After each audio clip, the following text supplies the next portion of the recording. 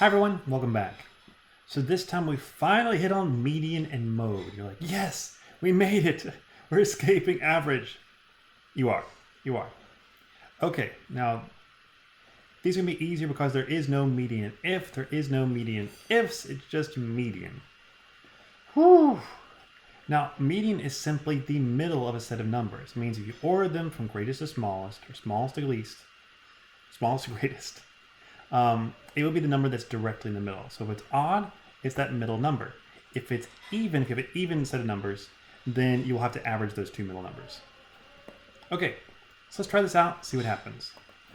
And as you might be able to guess, that it's going to be very similar to previously because median is going to ignore our false, our true, and whoa, this is statistics numbers, as well as blanks. So it works. 12 is the middle number, not as in the average number, just that there's half of the numbers that are bigger and half the numbers that are smaller. And since we had an even number of number values, it had to divide, or it had to average those two middle numbers, which were 15 and 16. Now, if you're like, I'm not sure I believe you. Okay, that hurts, but I understand. Let's try something slightly different. I'm going to filter this data for you. Okay, I'm going to get rid of all the blanks. Okay, you can see all these numbers now. Blanks are gone. Good is gone. And what I'm going to get rid of it now is, make sure I have everything good, is I'm going to sort it smallest to largest. Okay. Now let's count how many numbers we have. We have 1, 2, 3, 4, 5, 6, 7, 8, 9. Okay. 9 numbers. Luckily number 5 will be the middle number. 1, 2, 3, 4, 5. 12 is our middle number. So currently this is saying 32 because I messed something up here. But 12 is our middle number. Control Z. And we're good. I accidentally selected my 12 when I was doing this. Let's do it one more time to prove that I'm not completely silly. I did it once. That's good enough. Okay, so you can kind of see here that it's simply the middle number. Now, if we have errors, we want to get rid of those, or something else. It could be I don't want 2s for some reason.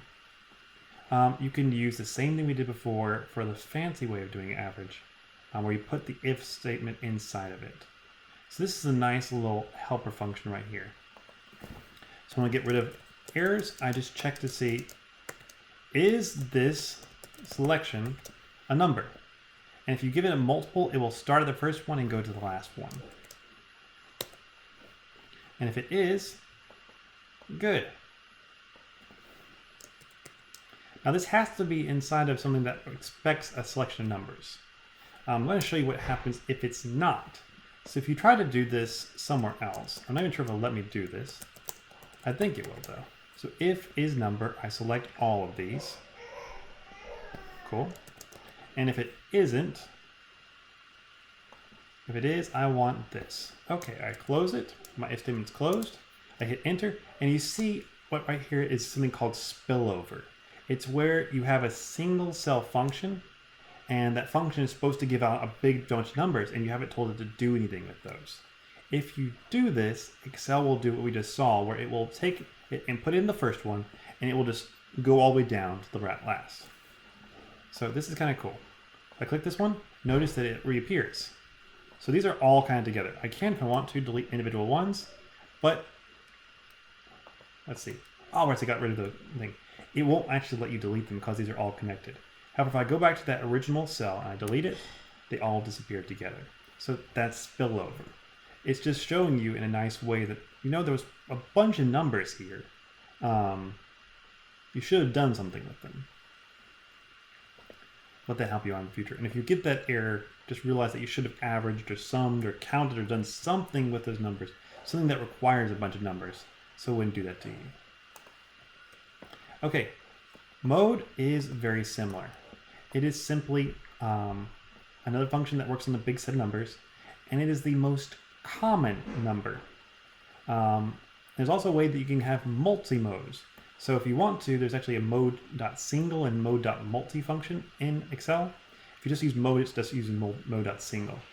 If you use mode.multiple, it will tell you all the most common numbers in a list, from the most common downward. In this case, there's only one number that's repeated every single time, and so it'll only give you that number. So equals mode.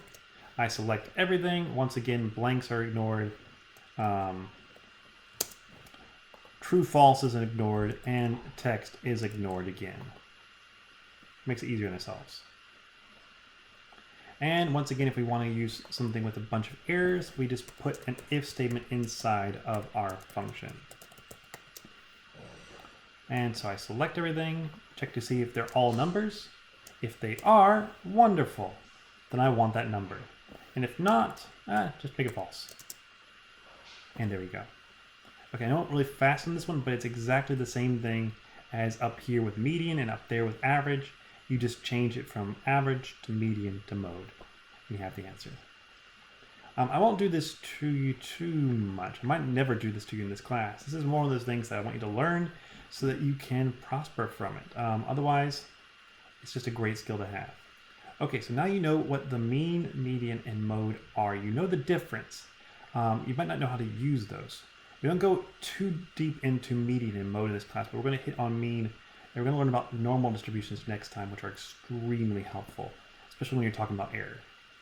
I hope this helped you, and I'll see all of you next time. Bye-bye.